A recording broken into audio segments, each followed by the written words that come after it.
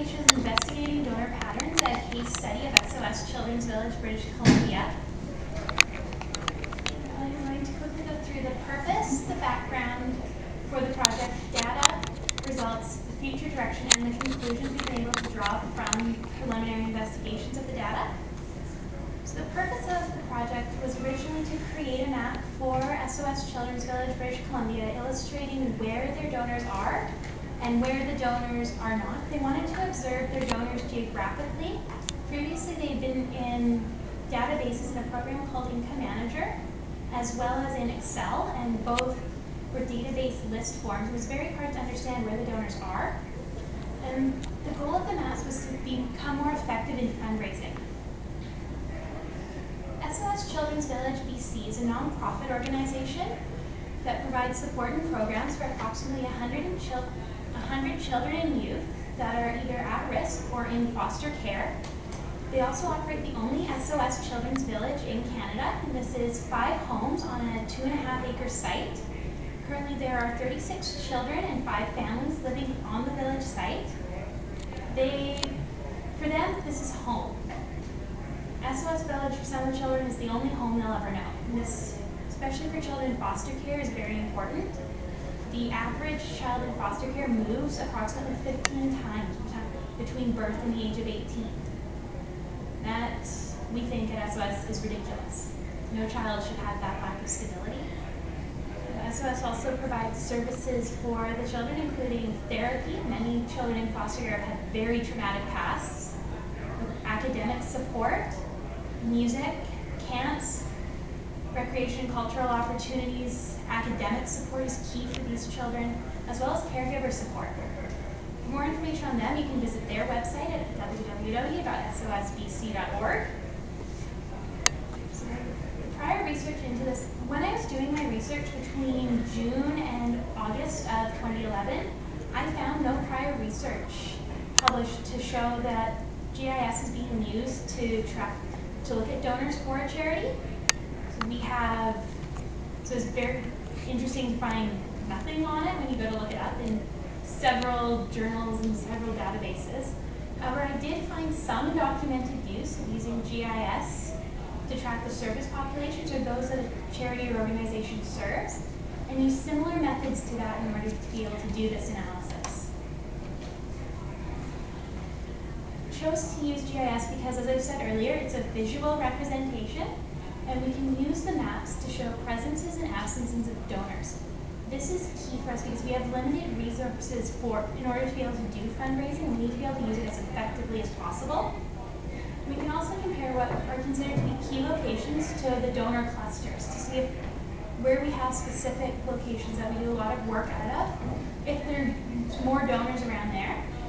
It's also easier to understand than the database system. Most people look at the database and go, I don't understand that stuff. And you show them a map and they go, that's where the donors are. The people are there.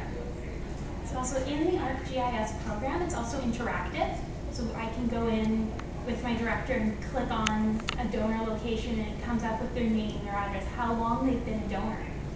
And it gives us some level of interaction with the data, which is not always possible in the database. So the steps in creating this project were to first collect the necessary shapefiles and donor information. Our shapefiles looked at the lower mainland, getting the city layers or municipality layers, the first 3-digit postal codes for those areas, the water layers as well as street layers, and these came from the Abacus database, Natural Resources Canada's GeoGratis database, as well as the City of Surrey's Cosmos program. Our donor information included the names of the donors, their address, their postal code, their donor status, either current or lapsed, and how long they've been a donor.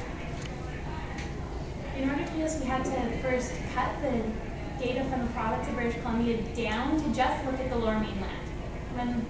Although there are donors all over the lower mainland, all over BC, there's very few outside the lower mainland. So it was not helpful to analyze outside of the lower mainland. So once the maps were cut, we were able to geocode the addresses using an address geocoder that is built into ArcGIS. and join a list of donors, a postal code with the number of donors in it to the postal code layer so we can create a map showing the concentrations in those postal codes. From there, we were able to analyze and classify the data. Donors on the address map were sorted as either current or lapsed, and we were able to sort the postal code data into concentrations. From there, we were able to produce the 3 maps that have been printed. We have a chloropleth map showing concentration by postal code, a dot map that shows addresses, and a combined address and chloropleth map. So our analysis of the Lower Mainland, we looked at West Vancouver, North Vancouver, Coquitlam, Maple Ridge, Mission, Chilliwack, Abbotsford, Langley, Surrey, White Rock, New Westminster, Delta, Richmond, Vancouver, and Tsawwassen. So our raw data, in the Lower Mainland, there are 1,250 donors, approximately 90% of our total donor population, and this does not include any sources of corporate or government grants. They were not looked at in this analysis. And this covers 103 forward sortation areas, which are the first 3 digits of the postal code.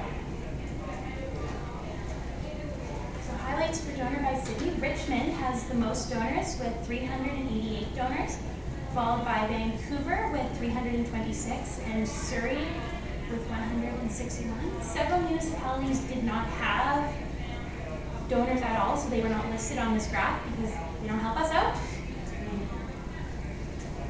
So key locations are locations that prove to be very important in our fundraising efforts.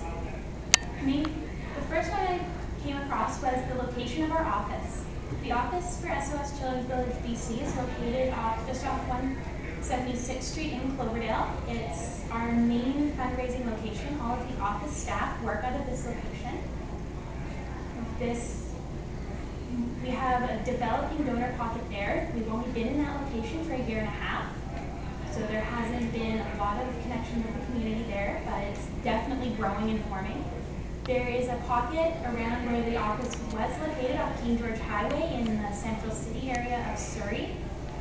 And there's also large pockets around our thrift shops, mainly the Steveston Thrift Shop in Richmond. This actually is home to our largest donor pocket.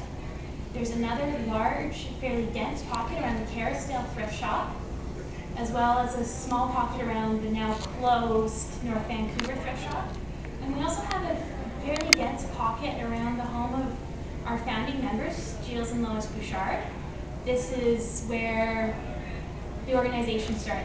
Their idea, they founded SOS Children's Village BC, and it makes sense that there's a large population of donors in that community. They've been involved with SOS BC since the early 80s, and it's their passion. So this is our chloropleth map. You can see that there's a large population of donors here in Richmond. This is our largest concentration of 123 donors. 2 other large concentrations throughout Richmond. The next big pocket is here this is Kerrisdale, which has one of our thrift shops. There's a dense pocket up here in North Vancouver, which again, thrift shop. Then this is the Surrey area that is home to both the past and present office location. We also have a small pocket in White Rock. Now those are mainly lapsed donors. So our address map, the dots are quite small because there are many of them. So our current, again, large pocket here in Richmond. It's quite small, but you can see the thrift shop location. Just up a ways is the home of Gilles and Lois Bouchard. See our other thrift shop here in Kerrisdale. The former North Van. There it is. Our current office and then our former office location. Those are our key locations, and you can see on the map the donors are clustered around them. This is the combined map, and it combines the elements of both maps shown before. And you can see both by concentration and with the dot map where the donors are. You can see that even though there is a large pocket, it is clustered within the pockets itself. Donors and key locations. Donors form pockets around the key locations because that's where we are able to connect with the donors. That's our offices. We do have donors that come in once or twice a week stop by to see what's going on. We're in the community, we're talking to people. People get to know us. Once they find out what SOS Children's Village BC does, they want to be involved. And then they hear, and through word of mouth, they tell those in their community. So they are able, and we grow that way. So that's why they form pockets. One person hears, they go and they tell their neighbor, they tell their best friend, and it grows from there. Lapsed donors are donors that have not donated in 2 or more years, and there were 3 observed pockets.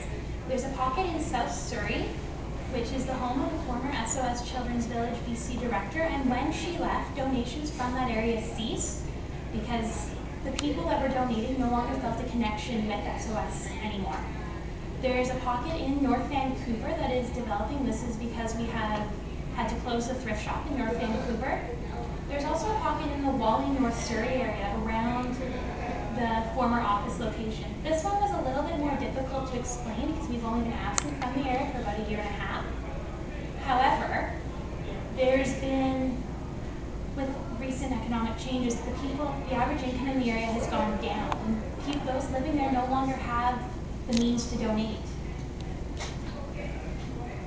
So we observed 2 major patterns. We observed that most of the donors live within 8 kilometers of a key location. And this was analyzed using the buffer feature of ArcGIS, where we were able to overlay buffers, and I spent an afternoon manually counting the donors in a buffer.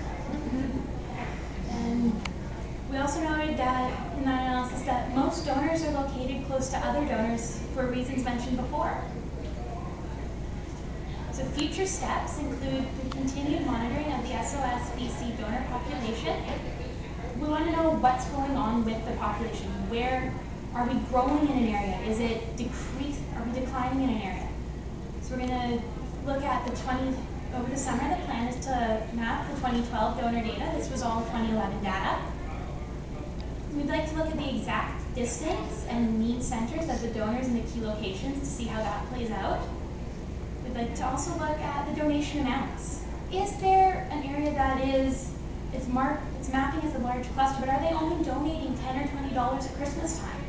Or is that area people that are monthly donors? To be more effective, they need to go after those areas that there's more monthly donors. And we also would like to examine the patterns of other charities to see, is this unique or is this a general pattern?